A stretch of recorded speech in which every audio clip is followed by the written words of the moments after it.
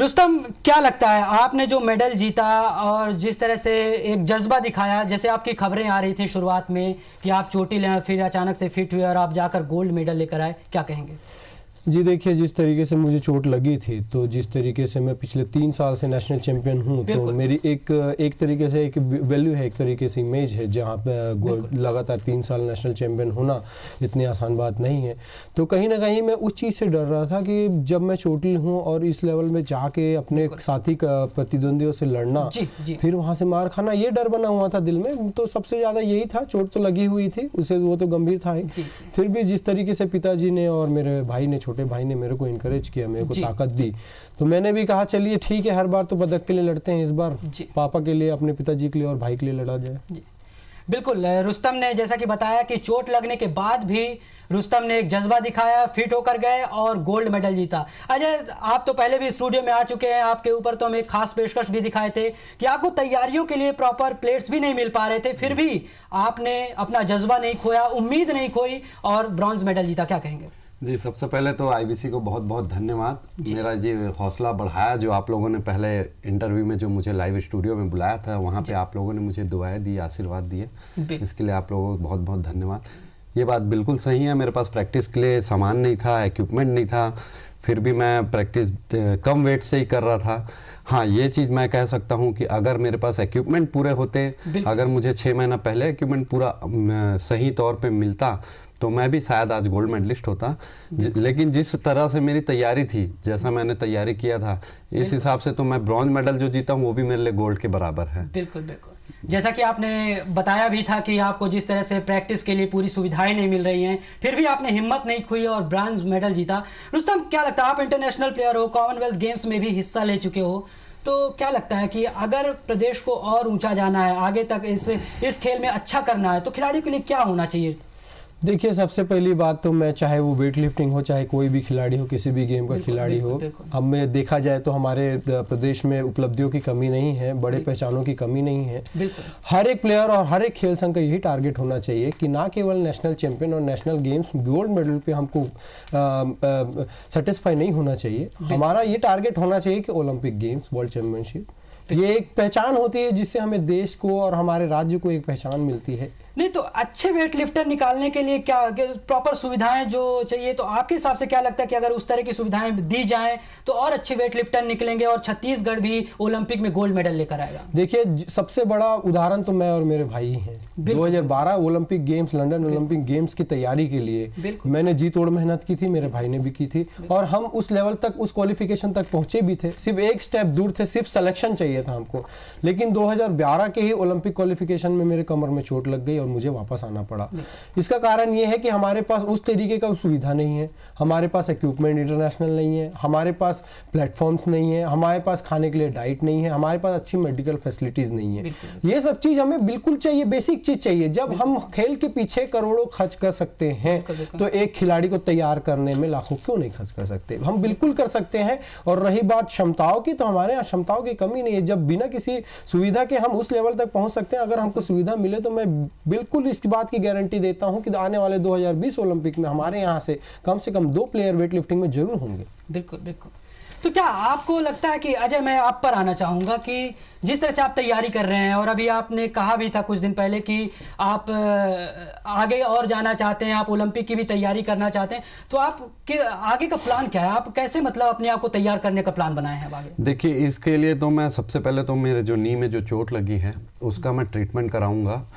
मेरे family doctor कह सकते हैं, डॉक्टर रोहित मिश्रा जी, जो कि हड्डी स्पेशलिस्ट हैं, और मेरे बड़े भाई हैं डॉक्टर अविनाश गुप्ता, जो कि फिजियोथेरेपिस्ट है। इन दोनों की मदद से पहले तो मैं अपने आप को फिट करूंगा, अपना फिटनेस लेवल अच्छा करूंगा।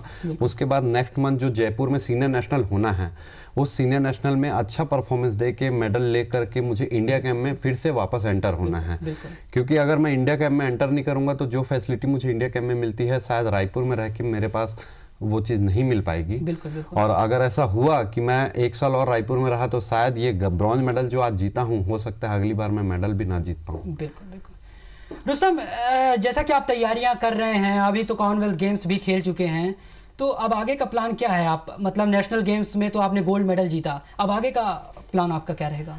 देखिए, नेशनल गेम्स तो मेरे लिए एक गिफ्ट के समान है, जिस तरीके से मेरी तैयारी थी। पर मैं जिस तरीके से मेरा इंडियन वेट लिफ्टिंग फेडरेशन और मेरा डिपार्टमेंट, मेरा 3rd battalion Shri Balaji Rao commanding officer, मेरे पिताजी, मेरे भाई और मेरे सपोर्टिंग स्टाफ जो हैं, मेरे डॉक्टर जो हैं और मेरे जिम ट्रेनिंग है, सभी ये चाहते हैं कि मैं आने वाले 2016 ओलंपिक गेम्स की तैयारी करूं और उसमें जाके मैं प्रतिनिधित्व करूं। तो मेरे अंदर भी जो चाहत है वो अचानक से जाग गई है, क्योंकि पिछले 1 साल से मैं ये सोचा था कि अब मेरा शायद उम्र हो गया है और मुझे रिटायरमेंट ले लेना चाहिए, लेकिन कहीं ना कहीं सब मुझे ये चाहते हैं, मेरे अंदर मेरे को एक इंकरेजमेंट दे रहे हैं कि मैं जाके ओलंपिक गेम्स खेलूँ। और मेरे अंदर भी एक साहस आ रही है, एक पॉजिटिव एनर्जी फील कर रहा हूँ कि मैं आगे को ओलंपिक गेम्स में इंडिया को रिप्रेजेंट करूँ।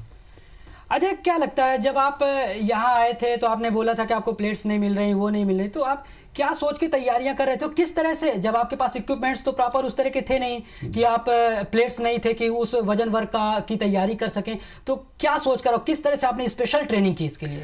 जी, इसके लिए जैसा कि मुझे आज ब्रॉन्ज मेडल मिला है, सिल्वर मेडल ने 294 kg उठाया है और मैंने 285 उठाया है। मेरा पर्सनल बेस्ट जो है अभी नागपुर नेशनल जो मार्च में हुआ था, वहाँ मैंने 295 किया था।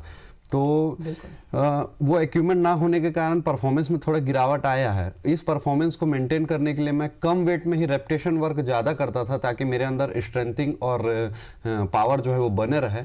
और एक जुआ की तरह मैं स्टेज में कूद गया और 151 किलो से मैंने शुरुआत की थी। जो पहला अटेम्प्ट मेरा गिर गया था तो मैं काफ़ी घबरा गया था कि लगता है आज मैं मेडल टैली से बाहर हो जाऊंगा, पर ईश्वर ने और भाई और पापा के साहस की वजह से आज मैं 151 किलो उठाया, फिर 155 किलो उठाया, और जब मैंने 155 किलोग्राम क्लीन एंड जर्क उठाया तो मेरा मेडल जो है वो श्योर हो गया था। जी। नहीं, तो जब आप जब कंपटीशन में जा रहे थे, उससे एक दिन पहले बात भी हुई थी आपसे, तो आपने बोला था कि मैं एकदम रिलैक्स रहना चाह रहा हूँ और अभी जा रहा हूँ कि मैं अभी कुछ ज़्यादा टेंशन नहीं लेना चाहता। तो क्या सोचकर, खेल के एक दिन पहले आपके दिमाग में क्या चल रहा था इस तरह से? जी, खेल के एक दिन पहले तो सबसे पहले टेंशन जो मेरा था वो था मेरे भाई का, कि मेरे भाई का आज कंपटीशन है, वो कैसे करेगा कैसे नहीं करेगा। वार्म अप हॉल में जब मैं उनसे बात करता था कि हमको मैंने कंपटीशन से पहले ही कैलकुलेशन कर लिया था कि 146 जर्क मारने पर रुस्तम भाई को गोल्ड मेडल आ जाएगा। पर थोड़ा सा रुस्तम भाई नर्वस थे कि तू कैसे बोल सकता है यार, मैं प्रैक्टिस में ही 143 करके आया हूँ। लेकिन एक अनुभव होने के कारण मुझे उम्मीद थी कि मेरा भाई 146 करेगा। जैसे ही उसने 146 क्लीन एंड जर्क किया और गोल्ड मेडल जब हम जीते, उसके बाद से मैं एकदम रिलैक्स हो गया था कि हमारा छत्तीसगढ़ का एक मेडल श्योर हो गया। और मेरे को अपने अंदर में एक भरोसा जाग गया कि कल मैं खाली हाथ नहीं लौटूंगा, ये मेरे अंदर पूरा विश्वास है।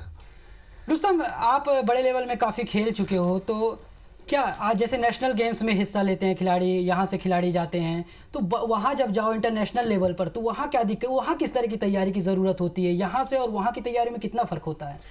देखिए, नेशनल गेम्स जो होता है वो कभी भी अपने समय पे नहीं होता है, तो कोई भी जो है नेशनल गेम्स की स्पेशली तैयारी नहीं कर पाता है। ये तो बीच में ही एक अचानक से आ जाता है ये।